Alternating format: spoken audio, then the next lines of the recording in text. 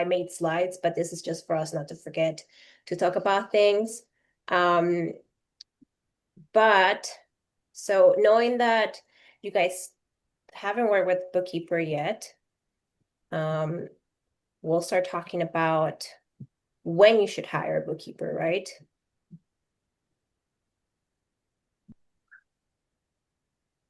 Let's see if this works. Can you see my screen? I don't know how you guys see it. Yeah, yeah, we can see it. Okay.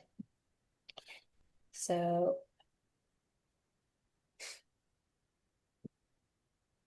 so you were talking about like when do you want to hire a bookkeeper? Ideally, I feel like every investor should start DIYing always because it gets you started on the knowledge. Like what does bookkeeping do? Like, and it's at the beginning, it's like just categorizing, like maybe if you have one property, you're categorizing like, mortgage, utilities, the rehab, stuff like that. But it gets you started into like understanding the numbers. I feel like a lot of times if we go dive into sending it to a bookkeeper, we have no idea what we're doing. We don't understand the books. We don't understand the transactions that are involved.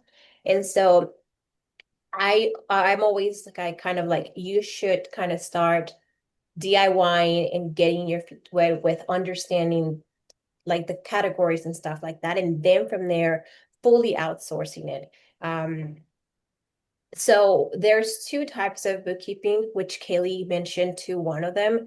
It's an in-house bookkeeping and fully outsourced. So in-house bookkeeping is when you hire someone like more like an assistant, someone that's knowledgeable in bookkeeping but it's not like a company. So a lot of times these are more flexible because they'll work with your process, with what you have, and they're more lenient in like process wise and changing things just for you, creating things for you. Personally, that is my option when I decided to go into outsourcing my bookkeeping. Was I wanted somebody that I could mold into my process and they would do all the things that I want them to do. And of course, in-house bookkeeping, if you hire someone from the Philippines or another country, like mine is actually from Colombia, you pay less, right? It's more inexpensive, but there's also more, I feel like there's more hand-holding, there's more work involved in that sense than if you fully outsource your bookkeeping to a company, let's say like Sarah's, because she will have her own process, she will have her own people.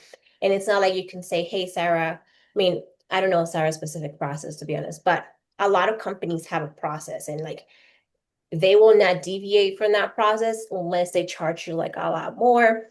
So if they say, okay, this is what we offer, this is a package deal, and then anything extra kind of comes at a cost. So it's less lenient in that sense, but then you don't have to worry about a lot of stuff because they're going to have the process, they're going to do things, they're going to set up a lot of things for you and kind of walk you more on what is needed versus an in-house bookkeeping. Just like an employee, you have to train them a little bit in your business and all these different stuff.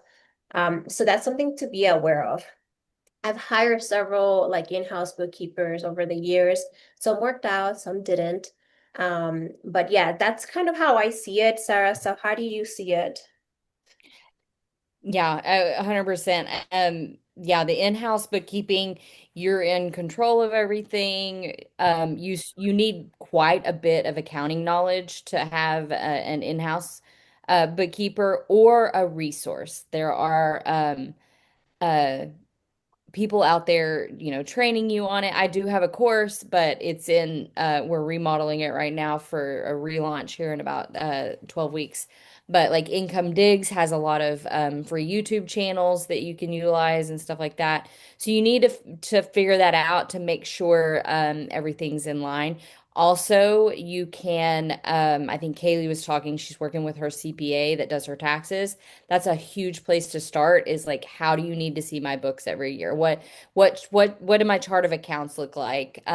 Start with that and then you can build it from there. And as Kat said, start with something small, as small as you have, like when you get one unit. So it's easier to like really figure out where everything should be going then. And then fully outsource bookkeeping to a bookkeeping firm, there's so many different ways people can do that. And I used to offer kind of a la carte type services, but I've kind of streamlined it now to like, no, we offer this and we do this way. Um, and I think the timeline is might be the biggest thing there because when you fully outsource it, you're going to be waiting a couple of weeks before you get your stuff in the month. When you have in-house bookkeeping, you usually can have them, as soon as you get your bank statements in, you can usually have them turned within, 2 or 3 days. But when you're fully outsourcing it, you've got to get in line. They've got their systems and processes to get everything done, and then you get your questions from them, and they finish categorizing based on the questions that they had outstanding, and so it just takes more time back and forth and outstanding items. So those are the biggest things. But in both of them, even when you fully outsource your bookkeeping, you still need a general knowledge of what it's from. And your CPA your tax preparer is a great place to start. Like, what questions should I ask to make sure it's in line with what you need for the end product, the tax return? To make because you want to make sure that's in alignment through it all. So they're a good place to start to, find knowledge of what your end goal is. What is the definition of done when you hand that to the tax preparer? So yeah, those are some ways that you can, get that knowledge there. One good thing, so one thing that I would recommend if like you're not like number savvy and you're hiring somebody like an in-house, I would always recommend connecting in that in-house bookkeeper, like Kaylee, that I would recommend that to you with your CPA so Yes. that they're aligned with what is expected. Because your CPA at the end of the day is going to need those books. So it's good that he's setting it up because that's like ideal. So that way you don't have that conflict, but also just having them in sync, or just having it. What I would recommend sometimes is like if you're starting out with somebody in-house and you want to just make sure that everything's good, like check in with your CPA, like have a one-off consultation like the first quarter, just to make sure that that person's doing things right. Because if you're not familiar, you wouldn't know, right? Are they doing the things right or not? It's kind of hard to know. But if you get that second set of eyes to double check, and then once you get that confidence that this person that you hire is like good, then you can kind of just kind of lean on them a lot more. But that's the only concern I have is like, you know, I hire like somebody from Upwork at some point in time, and they were like, I know how to do everything. So I said, okay, great. And so I let them do whatever, and I didn't check in for like 3 months. And then when I checked in, I almost had a heart attack because like they had categorized things like however they wanted because they didn't know, so they would guess. Instead of asking me like, what is this transaction, they will guess what transaction that was. And then I would end up with some bill for a property and another property, and it just kind of mixed up things. So those are things that you have to be in the lookout. And those are things that we're actually going to be talking about in the future with the series of like how to deep dive and review reports so you can see that people are doing their job correctly. Um, but yeah, that's something that you might want to be aware in the in-house. Not to say that full outsourced bookkeeping is not going to mess up because they can mess up too. It's hard because there's a lot of people, like if you're like me and you're doing like so much activity, you forget certain things to communicate to your bookkeeper, and then you assume they knew. And you're like, why is this here? Well, you never told me like that this wasn't there or that this should have been done this. Or like you find out that a whole property is missing, but you never told the bookkeeper that there was a new property. And so those are things that we're going to mention down the road. But those are kind of when you start thinking about outsourcing, whether it's in-house or fully outsourced, is that you have to start thinking there's somebody else in your team that needs to know all the information, and then start thinking of like, okay, I have to set up processes to make sure this information gets sent out because it's not longer going to be just me knowing what's happening. Eventually, bookkeepers, as they start doing transactions, they'll start learning what's for what. So you don't have to be as hands-on. But at the beginning, it's overwhelming because it's all new and it's going to take time. So setting up a lot ahead of time will be helpful, and we'll talk about that next.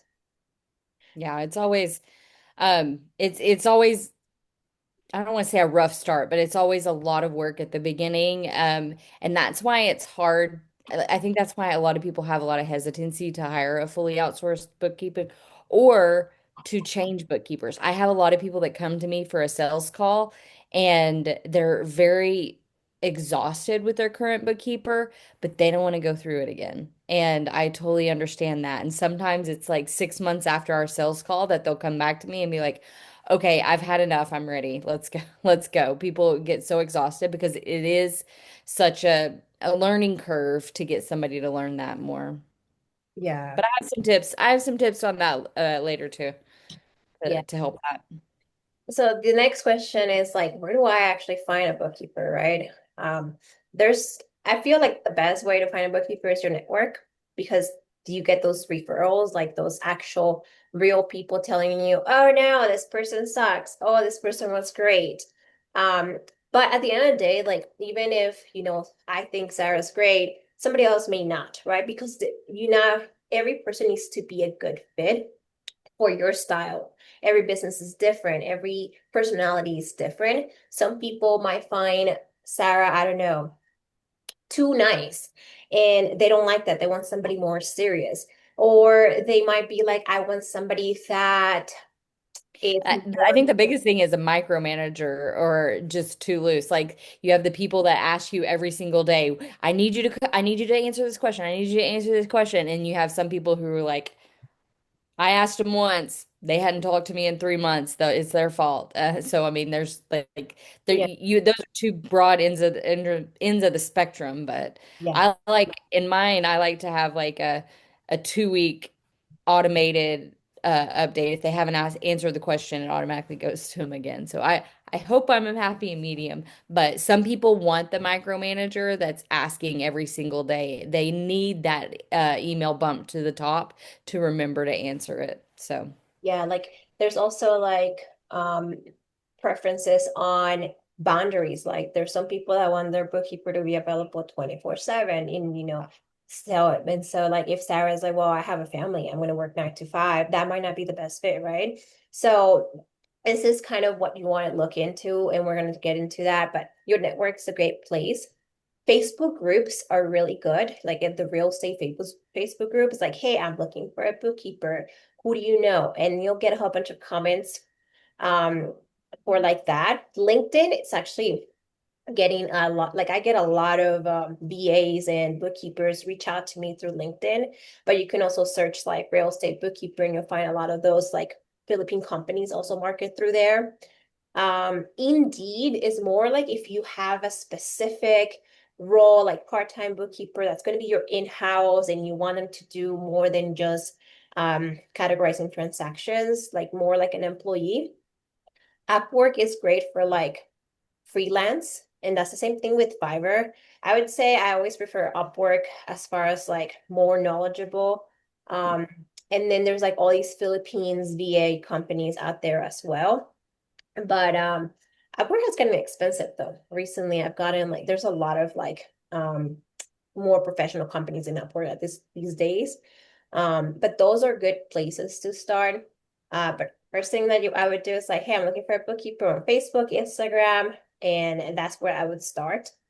And then kind of go from there because bookkeeping is very you're sharing a lot of information. So you really have to remember this that you're giving these people bank statements. So they have like unless you go in under and like and delete your account number for every single bank statement, these people are gonna have your bank account information. So they're gonna have a lot of information. So you need to make sure that you vet these people right?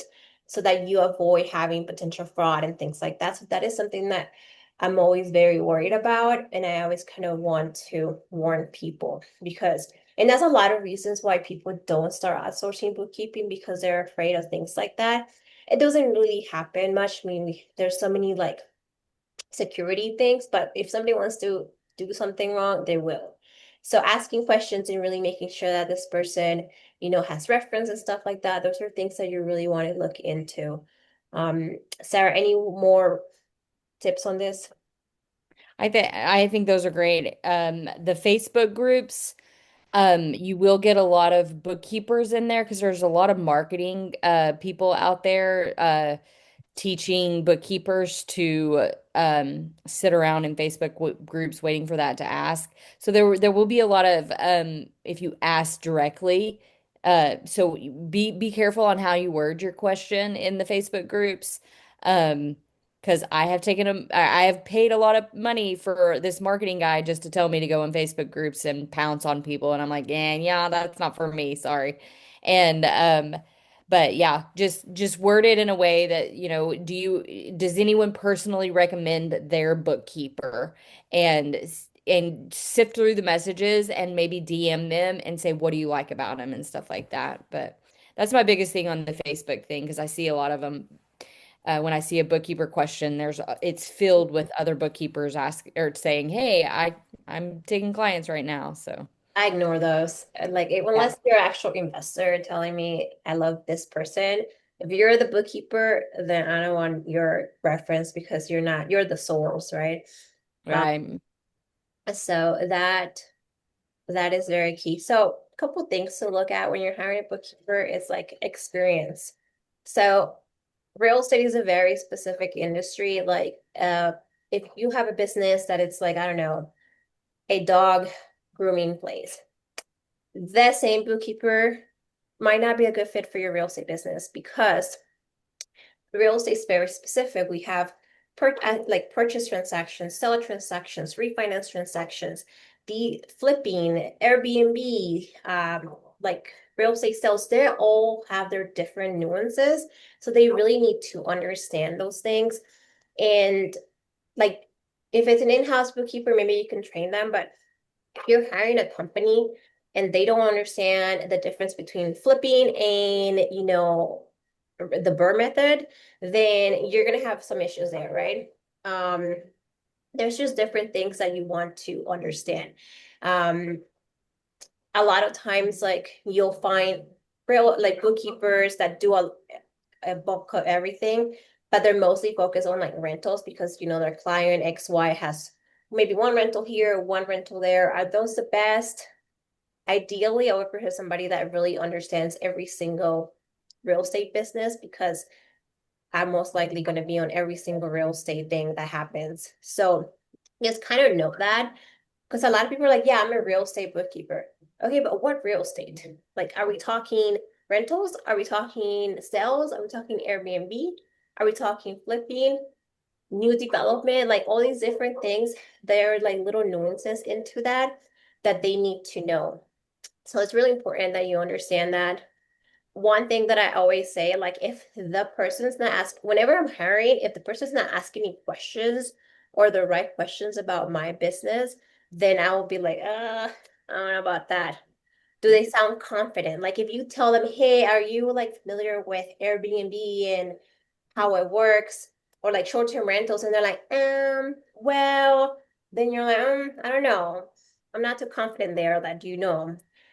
Um, are they tech savvy, and willing to learn new systems? Like there's a lot of old school bookkeepers still out there that will do things like on like QuickBooks desktop or things like that. I feel like at this point, at this age, we should probably stay away from those because we want to be able to have access to our information really fast.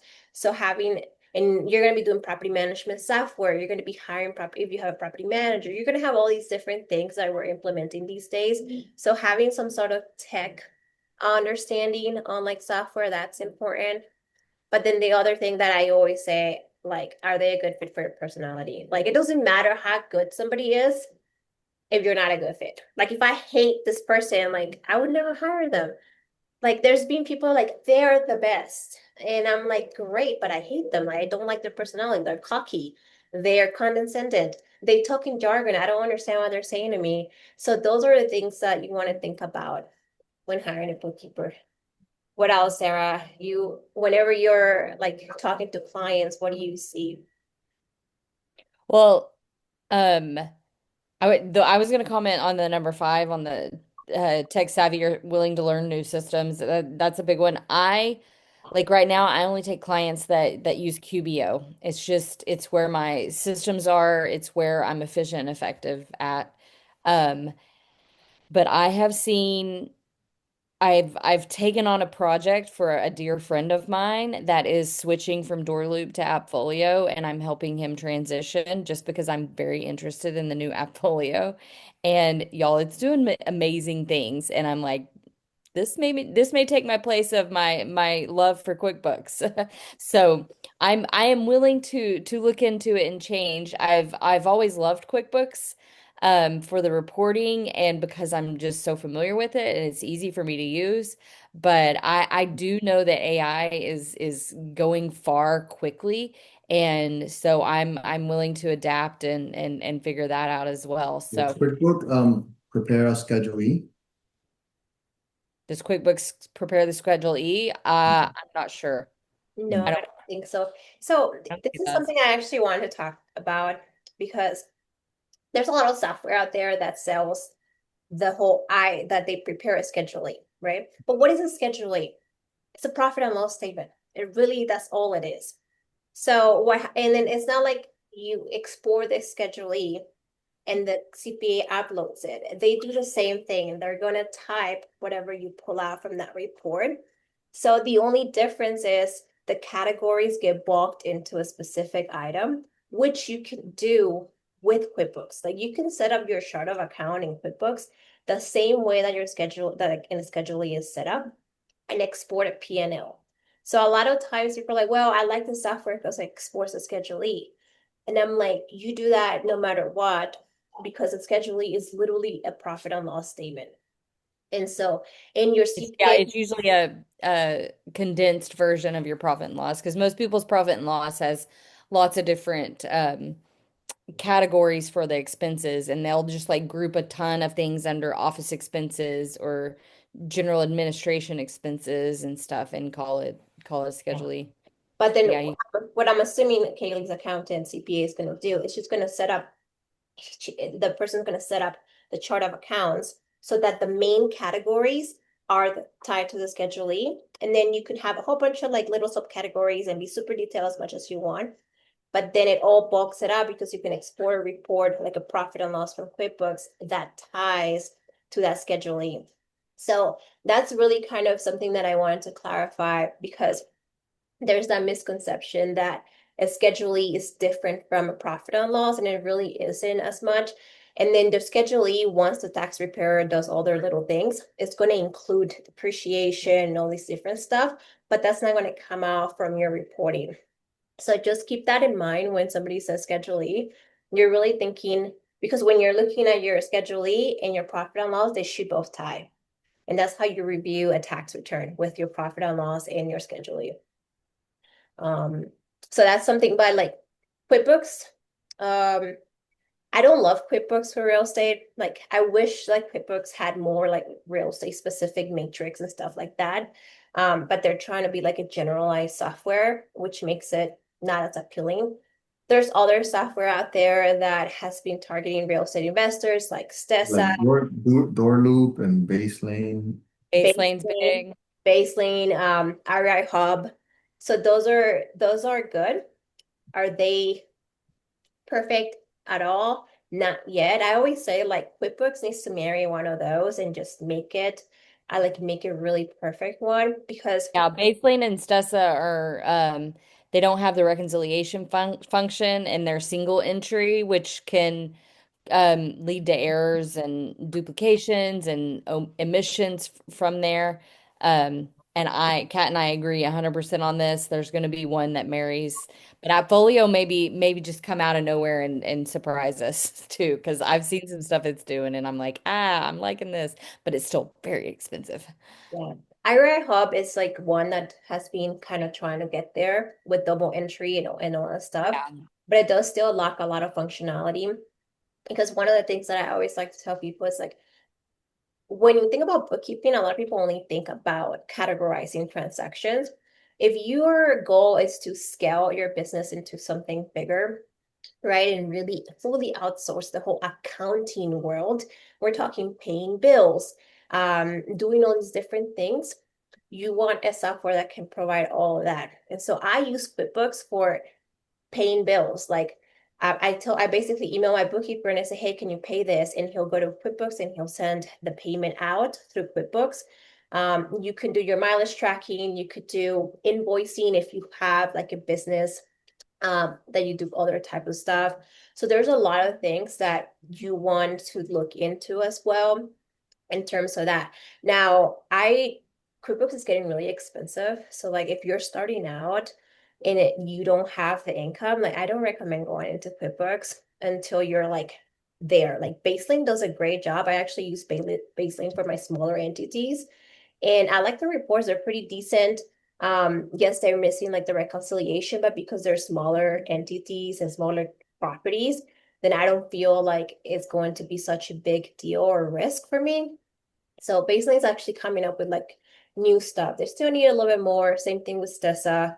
But those are good because they're inexpensive options.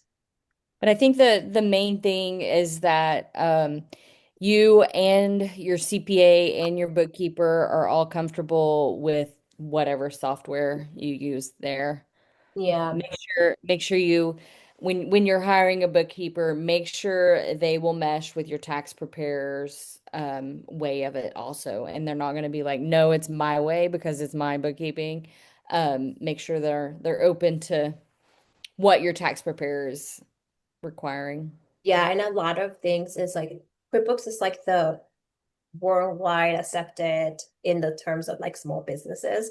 So I had a friend who went with a real like a bookkeeper, and the bookkeeper switched her to IRA Hub. Then the bookkeeper closed her business, and then they couldn't find anybody else that would take their business, so they had to go back to QuickBooks. So always think about that when you're using software. Like, am I going to be able to find enough people to service that software? Or am I going to have to be switching back and forth? Because that sucks. You lose all your history and all that stuff every time you switch over. So I think that starting out in one place, inexpensive, then once you upgrade, like it's going to be hard to kind of move from there. So it's just taking a lot of consideration on software and your team. Um, Yeah. so questions on that, guys?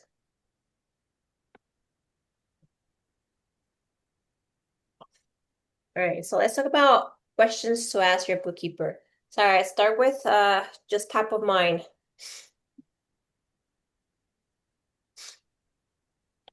Oh, you want me to take this one? Yeah, So, sorry.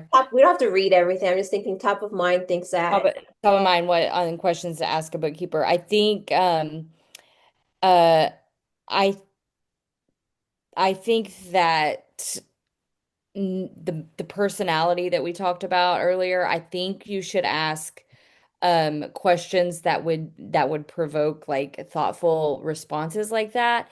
And so using ChatGPT to help get like stories out of people and bookkeepers, accountants, they're usually very straightforward, analytical. They sometimes like to use big words, all this other stuff. And you want to ask questions that are open-ended, and you will be able to get a good response and a good feel of how they would present data to you.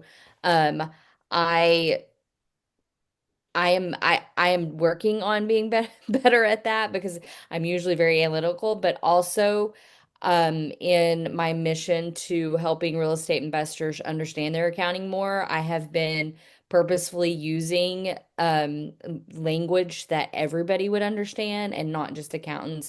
But some people love to hear their big words and their PhDs talk and all that other stuff, or masters for the CPA and stuff like that. So just make sure you ask great leading questions that's going to elicit a good response so you can gauge everything about them. And these are definitely all great questions, but I feel like I was saying earlier, it is a big undertaking to get to know a bookkeeper and for a bookkeeper to get to know your business. So you want to ask as many questions, and Also, the biggest thing is ask as many bookkeepers. Set up, find at least 5 or 6 to have interviews with, so you can figure out during that process what you do want and what you don't want, because they're all going to say different things, and it's going to be a light bulb like, oh, I didn't even think about that. Yeah, I don't want that, so I want this, and it'll help you. It'll help you do that. Yeah, I think the open-ended questions is really good because if you ask them yes or no questions, then you're gonna get a lot of information there. Yeah, Um, and you're interviewing them to work for you.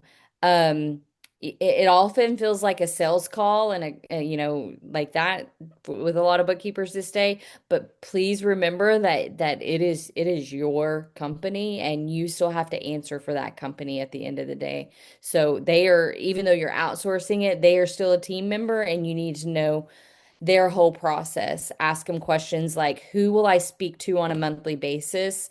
Who will like get me the reports? Is it you? Do you have a team? What's your team? If you prefer only US based people looking at your books, you need to voice that and you need to tell them that to make sure. I have a lot of people come to me and say, my bookkeeper was doing great until they outsourced everything to the Philippines. And I understand that can be, a hindrance for some people, but there are also some bookkeeping companies that are doing amazing things, leveraging Filipino workers as well. So I've seen both ways of it. Um, but just make sure your wishes are known, and you're spending a lot of money to get your books done, and it's a great investment. So a lot of people kind of breeze through it and think, oh, and I've had that happen where especially in my early days, I didn't interview the client as well. Kat was talking about earlier. I have probably 2 or 3 people that would give you the worst reviews ever of me, because we weren't aligned and we didn't fit. And it doesn't mean I'm the worst bookkeeper ever. It just means I was the worst bookkeeper for them. And I felt like crap. I almost closed my business. All 3 of those, I almost closed my business down. And then I realized, wait a minute, I'm not utilizing the interview process as well as I need to be to make sure that we're all in alignment. And number 2, it's okay to not to not be the right fit for everyone. So that's just from my perspective. Make sure you do all your due diligence because it is a big investment for both time wise and money wise.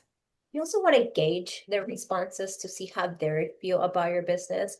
Um, you can tell like if somebody feels that the way that they answer and they don't really explain to you stuff, or they feel like they if somebody makes you feel like you don't know what you're saying or like you don't understand and they don't understand everything, so don't worry about it. Like I'm always wary of that because you're the client. Of course you don't like you're hiring them because you want them to help you with the bookkeeping. What happens a lot is like bookkeepers, accountants in general, can be more like, well, I'm the expert and so I know how to do things. And so they don't really open up to like the client kind of asking for things that they want, specific things, or explaining things. Sometimes they're just like, no, you can't do that. But why, right? Like, explain to me why. If somebody that's not willing to explain to you why, or they're like, well, that's the way accounting is, or like, so if they're not willing to kind of go from here is, their CPA license and their knowledge and whatever, and get down to a level that you understand, because I have friends who have bookkeepers and they're like, I don't understand anything they tell me whenever I meet with them. And I'm like, well, maybe you should ask more questions, or maybe this is not the right fit. Because if you're paying for somebody to do your books and they're not willing to explain to you where you're at or what's happening, then they're just not as great at their job in terms of like providing that service. Because at the end, all you're doing at this point is just having somebody do data entry for you. And the point of bookkeeping is for you to understand your business and hiring a bookkeeper.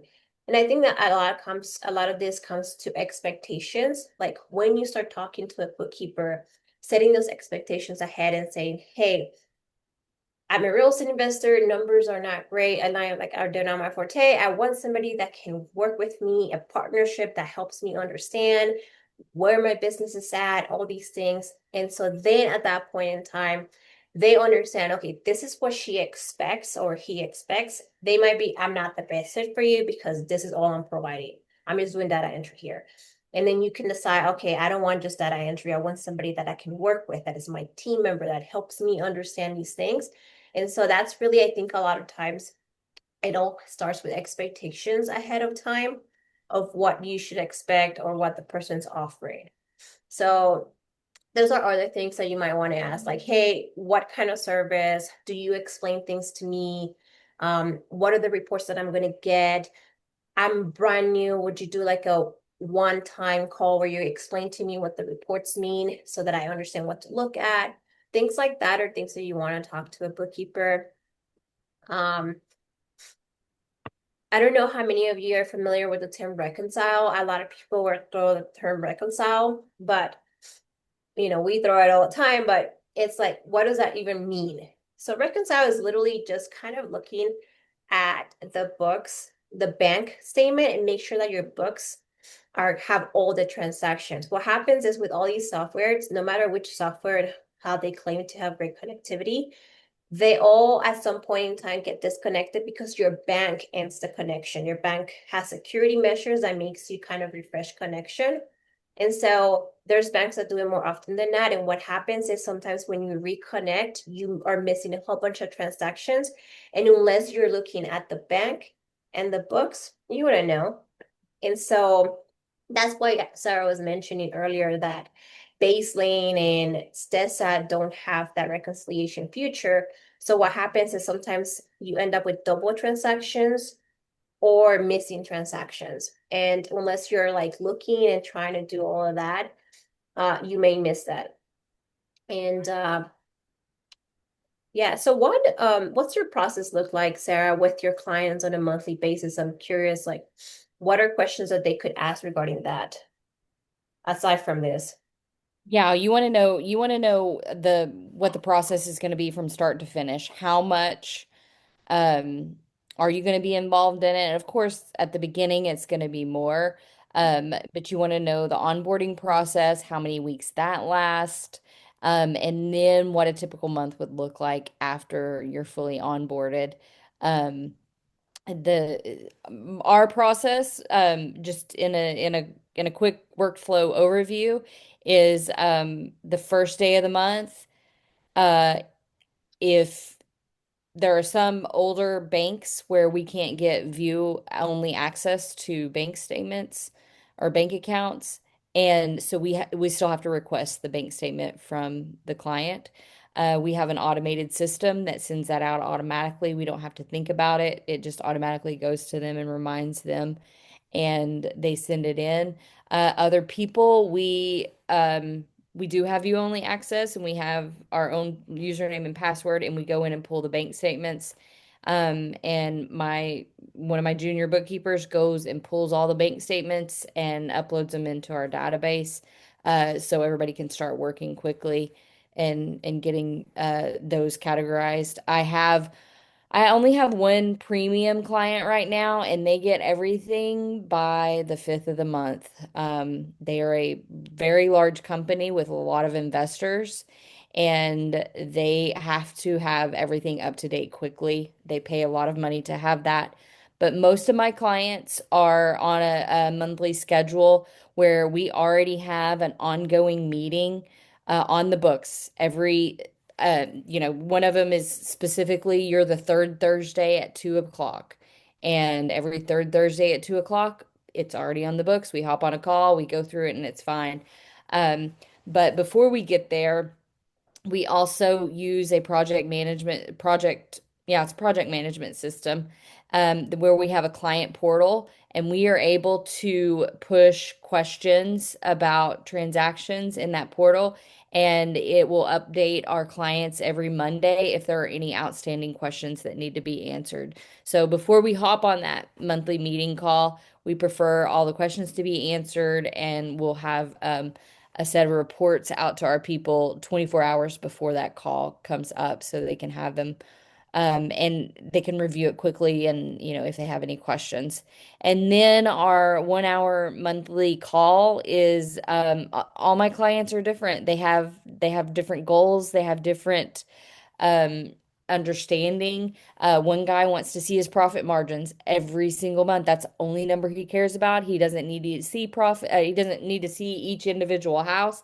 He's got, excuse me, he's got like 50 houses, um, several commercial buildings, and he's doing some flips.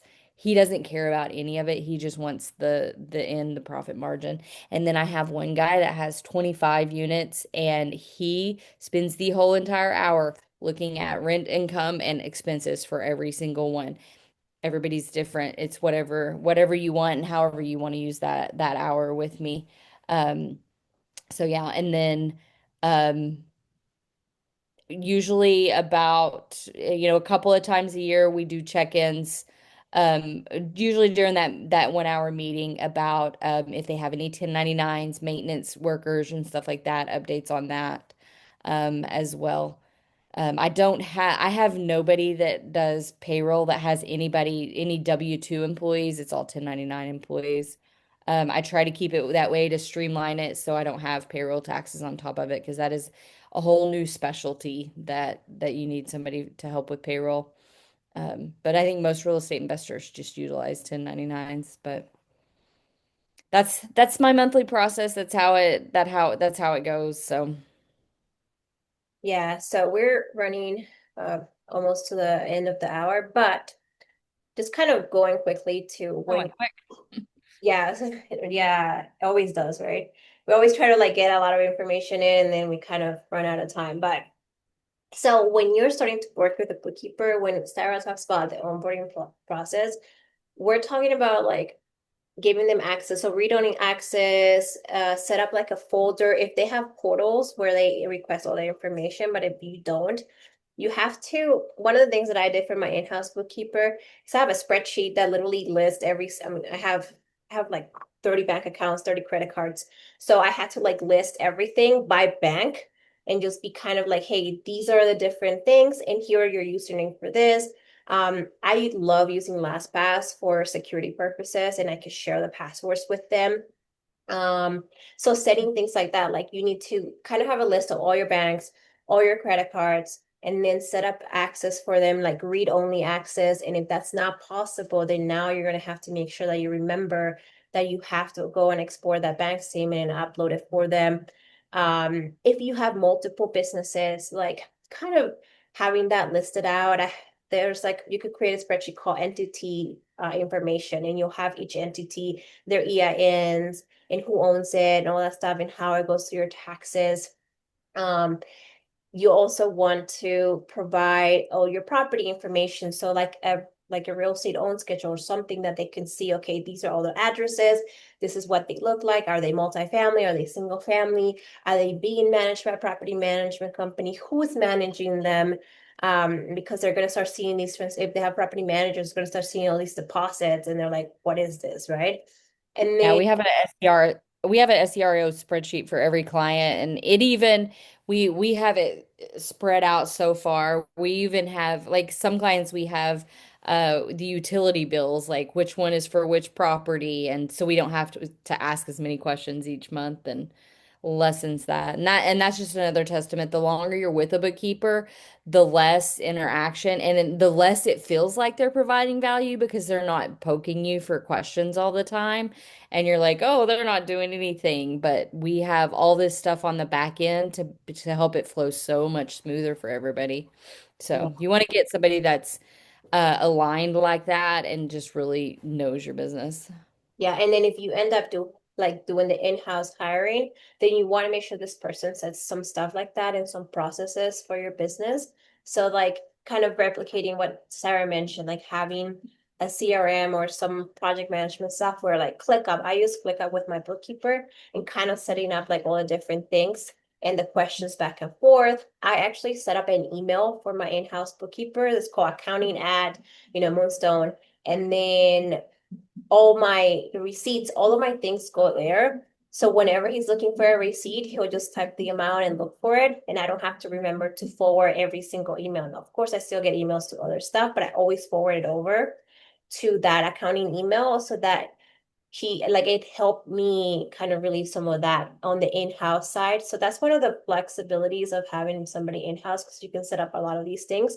But of course, again, it was a lot of work to get there. Um, so communication and reporting, this is where Sarah talked about like figuring out like how often you want to be communicating with your bookkeeper. If you're a busy person. I mean, I personally would not want to sit for an hour with Sarah every single month. I'll be like, Sarah, let's talk quarterly, okay? I don't have time for this. So really kind of That happens too. Yeah. so really knowing what is it that you want and what time you or availability you have. I prefer email. I don't want to have a phone call sometimes. Like just send me a report, tell me what's wrong, um, things like that. So really understanding and setting that ahead of time and being like, this is what I want. This is how it's best. Can we work around that? Things like that. So these are things you want to set up as soon as you start working with this bookkeeper so that there's no and always have one means of communication. Email is usually best because you have all that audit record.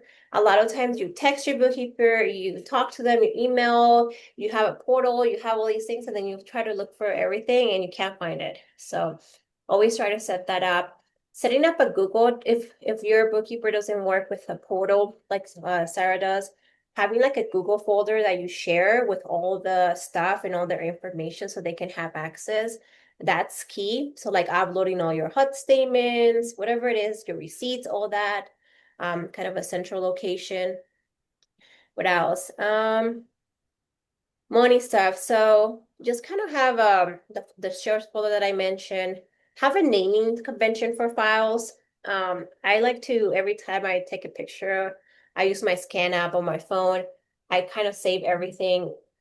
I wouldn't say I'm perfect because I do mess up every time, but my bookkeeper has instructions that every time I save a file wrong, he needs to fix it so that we all remember where it goes. But having like a naming convention for your files really helps. Having folders and stuff like that, that really helps. And doing the 1099s, like that's also key. Like remember to do all of that. And then expectations and boundaries. Make sure you know who does what, right? A lot of times people are like, "Oh, my bookkeeper is supposed to do that," and then your CPA is like, "No, your book, like no, there's this is supposed to." So they're like, "Oh, but I thought you were gonna do it." No. So always make sure like what's your CPA's role and what's your a bookkeeper's role, and make sure that it's clear. A lot of times the bookkeeper thinks that CPA is gonna do something, CPA thinks bookkeeper's gonna do something. Always ask like about keeping information safe and private. Like how are they gonna avoid that? Especially if they're abroad, are they using VPN, like things like that? And have a plan for fixing mistakes. Like the bookkeeper is gonna make mistakes no matter what, no matter how good they are, because there's a lot of information flowing around, and it's just kind of a matter of like how do you avoid as many mistakes as possible, but also how do you fix them once they happen. Um, and then yeah, so what else, Sarah? Anything else on these four items? No, I think you've covered a lot of great things there. I mean, I could talk for 3 more hours on it, but don't Yeah, want to keep everyone too try late. to run really fast. I was like, ah, but I know. So much information. so Does anyone have any questions? well, you guys know where to find us. Instagram, email. Somebody has a question. Nope. Okay. Thank you. Appreciate that. So hopefully you guys found Valuable this information. helpful. And You can find me. I'm on Instagram. I think most of y'all probably came from Cat. I haven't been very active. I've been restructuring my marketing plan. So I'm fixing to launch a new marketing plan, and we've got a lot more material coming out. I think Kat and I are gonna do some short little talks on podcast as well, kind of covering this so we can have shorter clips for people to listen to as well. We got a lot of exciting things come up, so yeah, so Kaylee's asking which level of QuickBooks would you all recommend to answer that one? oh, I didn't see that. The if you have more than one property, I would is it the plus it's the one that's $115 right now. Plus. Plus, yeah, I I know think I it's started paying like 50 in back in the day, and now it's like 110. yeah. Let me They pay. keep saying, "Oh, it's because of AI," but don't do the AI stuff. It's a mess. They haven't gotten it ironed out yet. But it'll ask you if you want to use that, and you can revert back if you accidentally say yes. But uh, I don't know. Maybe they'll get better at it. But the QuickBooks Plus for that has the classes, so you can change everything in your classes. Yeah, it has the classes and the businesses too. Yeah. Um, Haley, if you're getting it through your CPA, see if they can get you the one with the discount. It's only $80. I have all my clients on I have to bill them directly and they pay me on top of it, but it's ridiculous what they want to charge. So I'll go through the extra effort for it. Okay, thank you. I'll check with him tomorrow. Thank you. Yeah, you're welcome. any questions, always just reach out. All right, guys. And any specific topics you guys want to see next time? Since you guys are here, you get the first vote.